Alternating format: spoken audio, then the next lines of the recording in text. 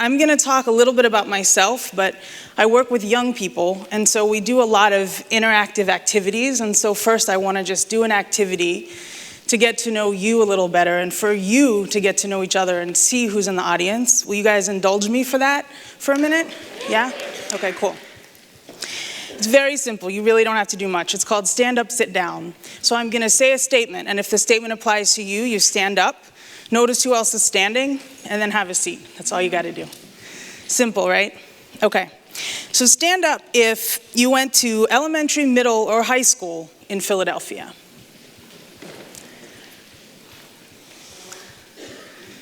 So notice who else is standing and have a seat. Stand up if you are a teacher.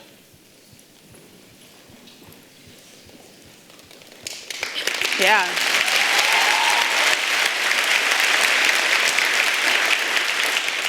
Thank you. Stand up if you are a college student, if you're in college right now.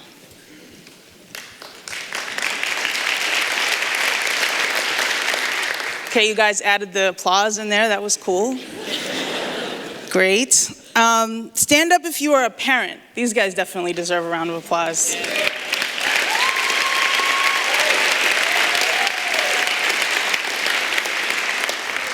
Awesome. Stand up if you were told when you were growing up that children should be seen and not heard. Anybody ever tell you that when you were growing up? Stand up. Okay, cool. Have a seat. Stand up if you know someone, maybe not yourself, but someone, who has ever said or who believes that young people are a cause of social problems. Maybe not be you, but maybe somebody you know, or maybe you've heard it. Young people are a cause of social problems. Okay, cool. Thank you. Have a seat. Stand up if you care about young people in Philadelphia, if you care about the life chances of young people in Philadelphia. All right. Awesome. Have a seat. And this last one is kind of a trick question. Stand up if you have been or are currently a young person. All right, great. Thank you very much. Have a seat. So, my name is Nijmie Dzurinko. I'm the executive director of the Philadelphia Student Union. And if you know our work, you know that I'm usually not the person who is representing our work. It is usually our young people, our students, primarily in high school and middle school, in public schools, many of them in neighborhood public schools in Philadelphia, who are speaking and representing the work that we do. But I'm kind of switching it up today, and I'm going to be actually speaking on behalf of the organization. Right across town in Center City, one of our young people is presenting on a panel right now at the U.S. Human Rights Fund. So he's kind of doing that, and I'm here. I want to tell you a little bit about myself. I actually didn't grow up in a city. I grew up in a small town in western Pennsylvania. And I'm going to tell a little bit about my story and connect that to how it is that I came to work with and care about young people in Philadelphia. I started out at the age of 5 years old thinking, how did I end up here? That was literally a thought in my head at the age of 5. How did I end up here with these people, my family? I was raised by my grandparents. I knew something was wrong with them, but I didn't understand what it was. But I had to deal with the effects of it. The effects of class and racial oppression, as well as assimilation. My grandparents were not happy people. I was an only child dealing with the isolation of being raised by older people in a situation where there wasn't much money. We grew some of our own food, which was supplemented by blocks of government cheese and bologna slices. I remember at the age of 5 making a choice. I recognized that something was very wrong. The people around me were dealing with and reacting to situations that were beyond their control, and also beyond my control. But I made a decision at the age of 5 to externalize that instead of internalize it. A big part of being a young person is wanting to make adults happy, especially the adults that are taking care of you. So even though I desperately wanted to make my family happy, I recognized that probably wasn't possible. And I shouldn't believe that there was something wrong with me. Whatever they were dealing with had nothing to do with me, and I didn't want it to affect my happiness. I have no idea how I made this decision at the age of 5. I think it probably had something to do with divine intervention. But I distinctly remember having this internal conversation with myself, analyzing and reflecting on my conditions and my situation and what I was going to need to do to survive it. There was also an X factor in my development, definitely the reason that I'm standing here today, and that was my Uncle John. John was already grown up and out of the house by the time I came along, but he came back to visit, and he was the basic reason that I had joy in my life as a child. And his message to me was, "You are good." One of the most important messages for a young person to get is, "You are good." Because if you don't believe you are good, then you are set up for a life of feeling less than, of not being sure of yourself, of letting people and circumstances determine the limits of what is possible for you instead of believing in your own agency. So I made this decision, and I had my uncle, and I survived. Not only did I survive, but I actually did pretty okay. At least I think I've done okay. And this is perhaps the reason why so much of my adult life has been devoted to young people. Like me, I know a lot of you care very much about young people. You all stood up when I asked you that question. You interact with them, your teachers. You work with young people, your parents. I have friends in the audience who I know care very much about young people. Chaka and Rashid over there care very much about young people. Others of you in the audience do. So all of us who care about young people and want to help them have to decide what our perspective is on young people. We all have frameworks that help us understand the world, but sometimes we're just not aware of what they are.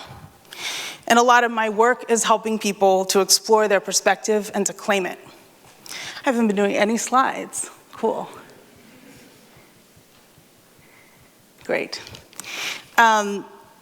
And decide for themselves whether or not they think it gets them where they want to be. So you have a choice. So I'm going to talk a little bit about some of the common perceptions of young people. I'm sure you've heard some of these before. There's a perception that young people are apathetic. There's a perception that young people don't want to learn. That young people are violent and lazy. That young people aren't capable of critical thinking and problem solving. Why is it so easy for adults to believe these kinds of things about young people? Well, we've seen some young people become apathetic towards school. We've seen them react violently in certain situations. We've seen them make some bad choices. I'm going to challenge you to think about these behaviors as manifestations of young people's oppression. I believe that if we recognize that young people are an oppressed group, we can take strides toward young people's liberation that will help liberate our school system, our city, and our country. But if we fail to stand up for the liberation of young people, we risk colluding with forces that see Philadelphia's young people as surplus humanity with no place in our society. Oppression is the systematic mistreatment of a group of people based on who they are, by another group or by the society as a whole. The oppression of young people in our society is normalized by tradition and by the feeling of, it's just the way things are. It manifests itself in a lot of ways. Adults not taking young people seriously, not listening to young people, not trusting young people, and seeing them as unintelligent. Let me give you some examples of the way I've seen this play out in my work. In one of our comprehensive neighborhood high schools, there was a late room policy. If students came late to school, they had to stand inside a little box, mask and cape to the floor, with all their belongings between their legs. And if they stepped outside of the box, they would be immediately suspended. This was the policy. It wasn't a nice big X like this. It wasn't in front of a crowd of loving, wonderful people beaming at you. It was in a crowded room with masking tape on the floor. And it was a situation essentially of corporal punishment. So one of our members, a member of the Philadelphia Student Union, got some videotape on his phone of this practice. We got it to some influential people and the practice was ended. And of course, we got kicked out of the school as a result. Another example, speaking of the city, is the curfew policy, right? Which is essentially collective punishment. It's taking the actions of a few and then imposing a policy on the many, on all of the youth in our city. Investments in education versus prison. Our governor recently invested $685 million of public tax dollars into prison expansion for 3 new prisons, while cutting $1 billion from education statewide. This is what we call the school-to-prison pipeline, where in our state, prison beds are estimated based on 3rd grade reading scores. This is how prison developers look ahead to the future and think about how they're going to fill up these prison beds. And I know this is about the city, but if you think that this is just a problem of the city, that wouldn't be true.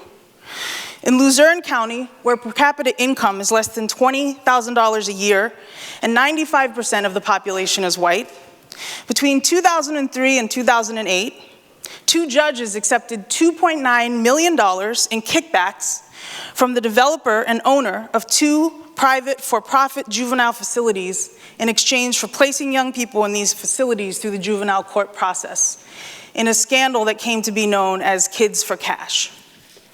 I want to tell you, though, that an essential facet of overcoming oppression is to recognize it and to recognize the internalized part of it and to rout it out. And that is what we do in the Philadelphia Student Union. That's why we're successful in what we do. So when young people are able to come together and to work together to break down barriers, to identify issues and to take concrete action, which no matter how much you're going to hear, and I challenge you to think about this today, that is what people want, that's maybe what our political leaders want, that is not always the case. That's not always the case. So when they're able to do this, though, they can come together and they can come up with solutions. They can design and implement student success centers, for example. They can envision what a nonviolent school would look like and create a campaign to implement nonviolent schools in Philadelphia. They can get together with young people all over the country and for the first time ever get Congress to create a national youth caucus inside of US Congress, which we did. Thank you.